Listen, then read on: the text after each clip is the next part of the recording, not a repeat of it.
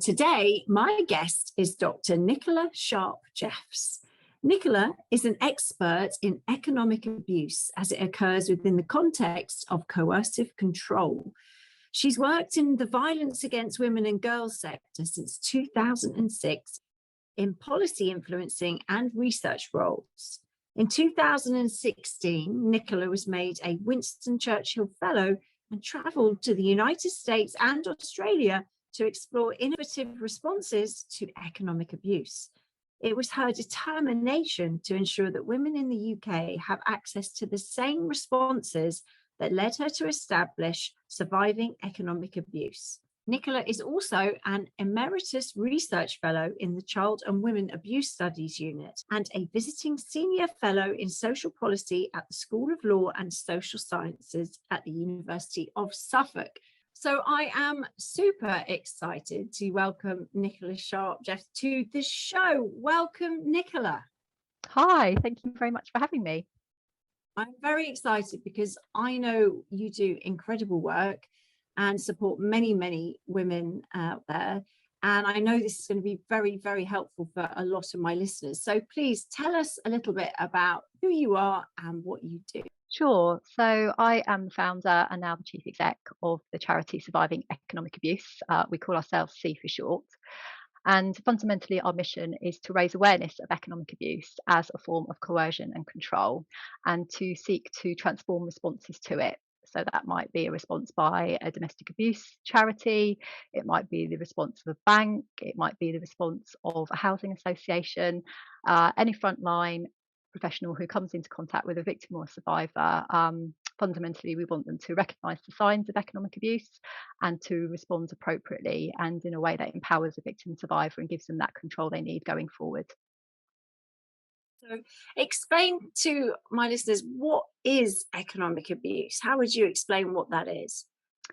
So we understand economic abuse as a form of coercion and control. So the new statutory definition within the Domestic Abuse Act recognises economic abuse alongside physical, sexual and emotional violence. And really all that control is about creating dependency, stopping someone from being independent, making their own choices, and basically to be free to make those choices. We call it space for action.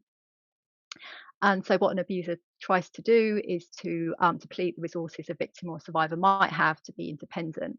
And we know that that kind of operates on three different levels. So a lot of abusers will seek to isolate their victim in order to stop them from accessing that kind of peer support and people who might be able to support them in terms of challenging the behaviour and perhaps leaving.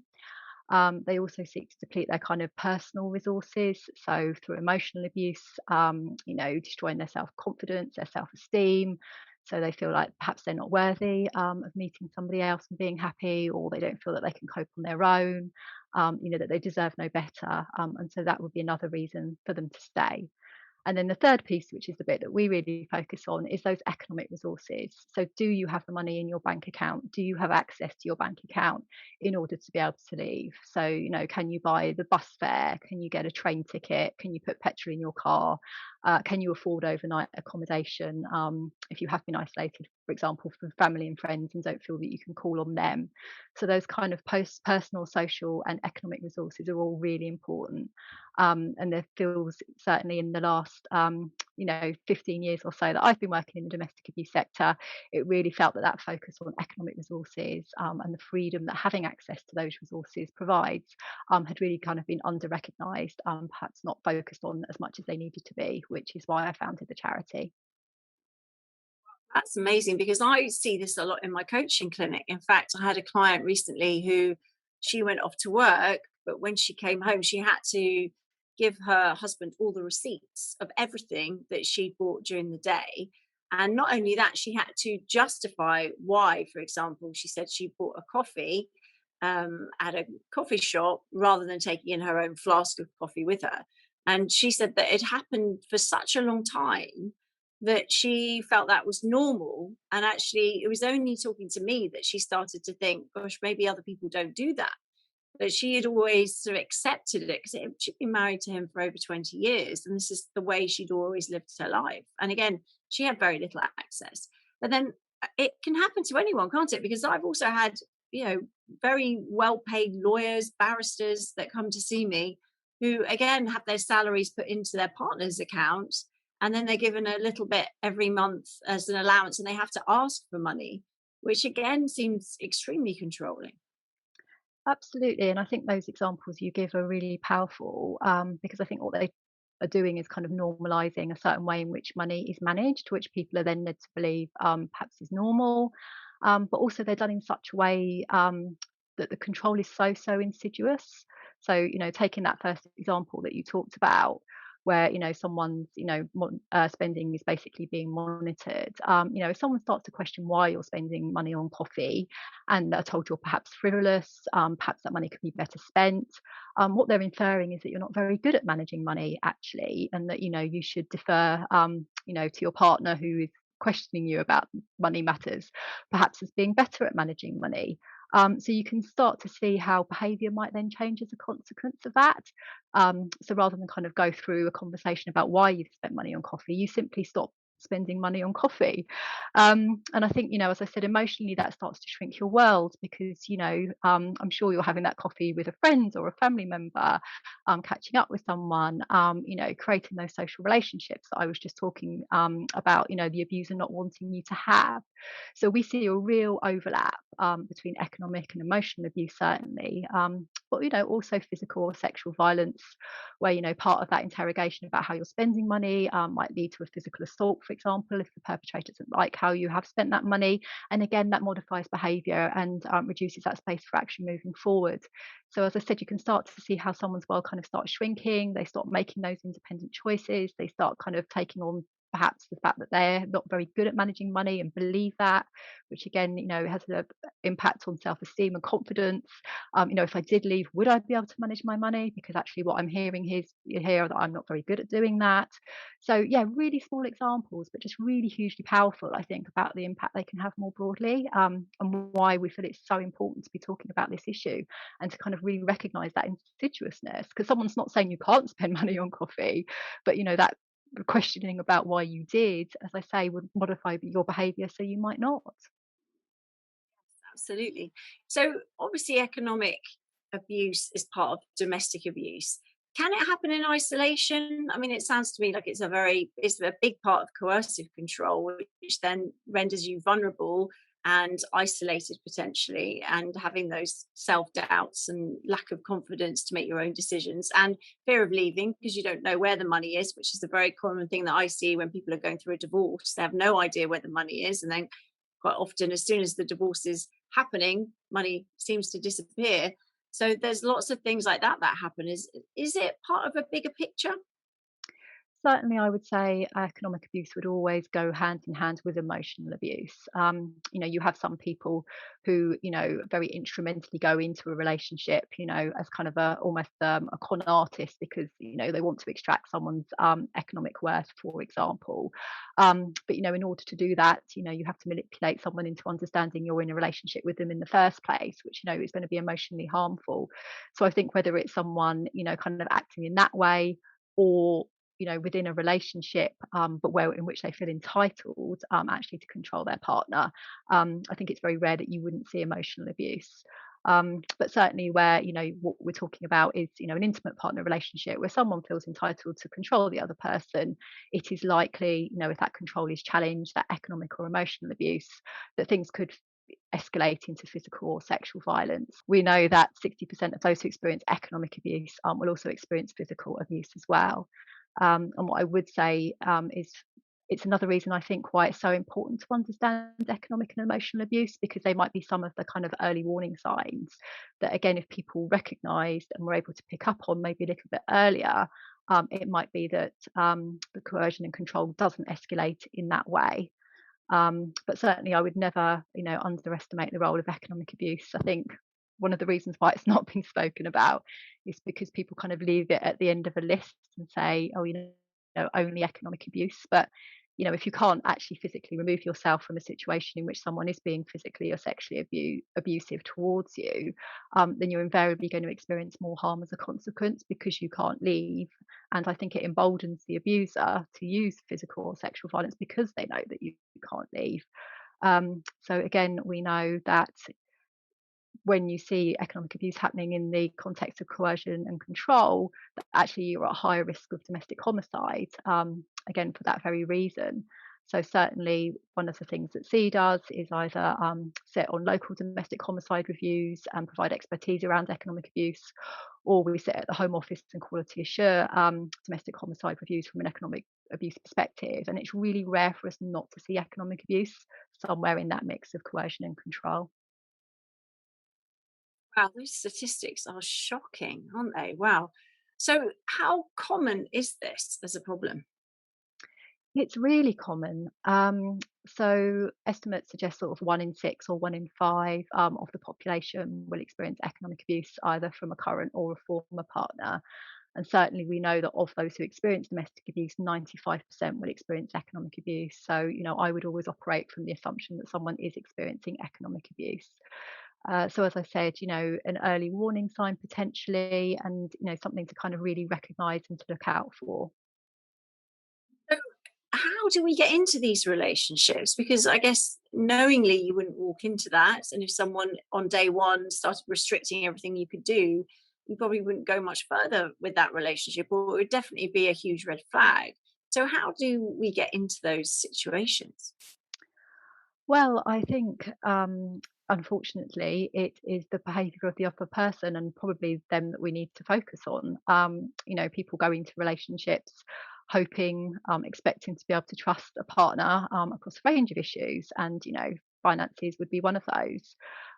Certainly, I think part of the emotional distress about experiencing economic abuse is that, of someone that you would trust to ensure that you are well financially, to discover perhaps that, they haven't been paying into the pension that they promised they'd been paying into. They've perhaps been stealing from you, taking out debt in your name without your knowledge. That is hugely sort of difficult to understand within the context of an intimate partner relationship. So, sadly, what we see is, abusers, as I say, for some reason, in the same way that we see around people exerting, control through their race or their sexuality, somehow feeling that they're better. Certainly, in the context of domestic abuse, why women are disproportionately impacted, although by no means are there no male victims. But, some of this entitlement comes from, gender inequality. It's something kind of bound up with someone really believing that they're entitled to behave in this way, and to control and to escalate abuse if that control is challenged. So, in some ways it's the luck of the draw. One of the reasons I'm so impassioned about this issue is, speaking to victims and survivors over the many years that I have, is that, as you're saying, this can happen to anybody. I look at women who perhaps reflect me, and you think, gosh, I'm so lucky that, I met someone who didn't behave like this to me, who didn't kind of create this kind of web around me that makes it so difficult to leave. And certainly because a lot of women, and some men too, experience economic abuse post separation, it just made me so passionate about responding to this, because you could see how people's lives continued to be controlled even if, after they'd left. If they were thousands of pounds in debt, 16 years later, every month seeing money going out of your bank account to pay back debt that you never even took out, let alone were aware of. It's just a form of abuse that sort of continues. And the survivors that we talk to, and it's the name of a report that we have around, identified some of the issues that around experiencing economic abuse, is that victims and survivors say, it's your past, your present, and your future. They just can't imagine a life where, they're not being controlled in that way, which is incredibly unjust and something that we need to stop from happening. So maybe the family courts award a settlement, or child maintenance is set up, and then it doesn't come through. And again, it's men and women. I guess you've got to always see both sides, but predominantly, I guess you're saying that it is a female-based challenge predominantly. Is that right? Well, certainly, if you're thinking about issues like child maintenance, we know the vast majority of single parents are women, so it's more likely that they're going to experience problems in relation to child maintenance. And certainly, we see it as a massive issue in terms of abuse post separation. So, we've talked about kind of physical, sexual, and emotional abuse. Certainly, physical and sexual abuse are quite difficult, when you're not in physical proximity to the person that you're abusing. So, if someone has left, perhaps they've relocated where the perpetrator doesn't know where they are, what they'll seek to do is to control, in the ways that they can still do so. And obviously, via the child maintenance system is a really good example of how they can do that. So, they might not pay 1 month, or they might reduce the payment 1 month, or they might say that they can no longer afford that payment, and ask for a review to happen. So, they can create this kind of inconsistency, this instability, which makes it really difficult to plan and to rebuild your life, because for a lot of victims and survivors, again, they'll be really relying on that payment in terms of, being independent, being able to look after their children. So that instability that I just talked about, makes it really difficult in that process of rebuilding, especially if you have physically relocated, you're setting up home again, you're settling children into school, you might be going through criminal proceedings, it's just another ongoing difficulty to deal with. And, again, in terms of powerful statistics, we know that leaving sometimes is stopped by not having the economic resources that you need to leave. And we know for a vast majority of victims and survivors, they go back because they don't have the economic resources they do need to move forward independently. So this is just so crucial, to that ability to leave, but also to be able to stay away. So interesting. And I'm sure a lot of my listeners are thinking, gosh, well, I might be in that situation. So, how, if someone listening does think that they might be in that situation, what can they do? So I would say, if they can, to have conversations. Certainly, if they felt safe enough to do so, actually with their partner. I think if you're fearful of talking to your partner about your kind of economic well-being or your finances, and that's probably a sign in and of itself that you are experiencing abuse. But certainly, if you're not sure and you feel safe, to initiate a conversation and see what the response, looks like, would give you some understanding. And or speak to family and friends, kind of gauge how their money, economic resources are kind of shared and managed, to get some kind of contrast. One thing that, I think is really important is about teaching young people from a very early age that, money and economic resources more broadly, so things like housing, a car, having a mobile phone, all of these things are kind of really important, and they can be used as a source of power. And if we're not going to treat or explain to young people about, how those things can be a source of power, and, can limit your freedoms if you don't have them, and only kind of focus on, managing a bank account, for example, it's really difficult for them to know what to expect, what's common and what's not common. Should, if someone's pushing you to open a joint bank account and they're insisting that you close your personal bank account, is that normal? Is there a reason why you couldn't have both? Conversations like this are really important. So I think kind of checking it out with other people, certainly going on the Surviving Economic Abuse website. We've got a really lovely tool which we developed with victims and survivors, which helps you identify if economic abuse is what you're experiencing, kind of based on language and experiences that might resonate. And certainly, we have a range of resources on the website that can help people who feel that they might be experiencing economic abuse about what to do next. That's great. There's somewhere people can go to find out more. So, is there anything that needs to change in the system? So, for example, are there things that, I know you do a lot of work behind the scenes campaigning, but what sort of things need to happen? What changes would you like to see? I think we've got a long way to go still. Certainly, we are now naming and defining economic abuse via the Domestic Abuse Act, which is really important in and of itself. Because again, if you don't name the issue and people can't use language to explain what's happening to them, you're kind of in a difficult place from the get-go.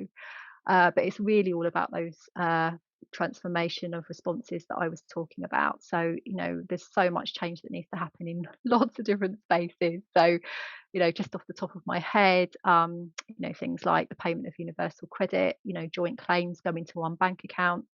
Obviously that really creates a high risk of economic abuse and someone to be able to control. So we're kind of really pushing for joint payments to be separated so that both parties receive that independent income.